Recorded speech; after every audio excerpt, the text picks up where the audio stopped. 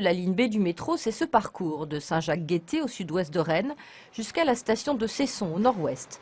14 km où le métro circulera pour l'essentiel en tunnel profond ou en tranchée couverte.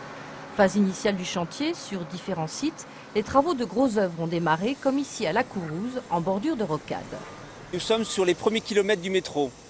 Le lot numéro 2, c'est 1,2 km du tracé du métro avec deux stations associées, une station Saint-Jacques-Guettet, et la station La Courouze. Et entre les stations, nous avons la réalisation de la tranchée couverte. On descend jusqu'à 15 mètres.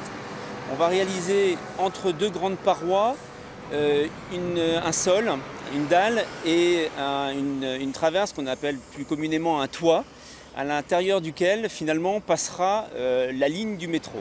Un ouvrage dit en taupe confinée.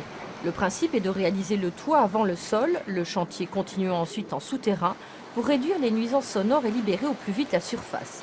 On a aussi installé sur place une centrale à béton pour limiter les allées et venues des camions. Plus loin vers le centre, on s'active aussi sur la future station gare, un axe de correspondance qui verra 120 000 usagers par jour fréquenter le parvis. Deux stations sont prévues sur cette deuxième ligne en interconnexion avec la première ligne de métro, la ligne A. Ce sont les stations Gare et la station Sainte-Anne aussi. Bien entendu, le parvis de la gare va être complètement remodelé, profiter de ces travaux pour redonner sur ce parvis quelque chose de plus complet. Donc avec un pôle d'échange multimodal.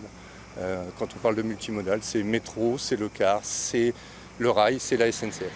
Complexité du chantier ici, il faut creuser jusqu'à moins 35 mètres, car quand le tunnelier arrivera, il devra passer sans encombre sous la ligne A du métro déjà existante. Le tunnelier, le voilà. Arrivé d'Allemagne cet été en pièces détachées, ses 82 mètres de long sont réassemblés sur le puits d'entrée, d'où il donnera ses premiers coups de dent.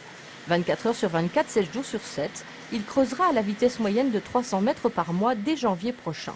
En tête du tunnelier, on a ce qu'on appelle la roue de coupe. On peut assimiler à une énorme râpe. Au fur et à mesure que l'on râpe le terrain, cette terre est évacuée par une vis et ensuite donc, va être acheminée à l'extérieur. C'est un peu plus d'un demi-million de mètres cubes qui vont être ainsi excavés.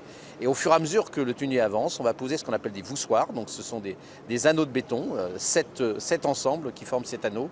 Et lorsque le voussoir est posé, on avance à nouveau, le tunnelier va avancer en s'appuyant, en faisant pression sur ces voussoirs. Hélène, nom de baptême du tunnelier, s'annonce plus performant que son grand frère Perceval qui avait creusé la première ligne voici 16 ans. Sa technicité permet notamment d'anticiper tout risque d'affaissement au fil de son trajet. Hélène se mettra en route dès janvier pour réaliser ce métro prévu pour le transport de 120 millions d'usagers par an à l'horizon fin 2019.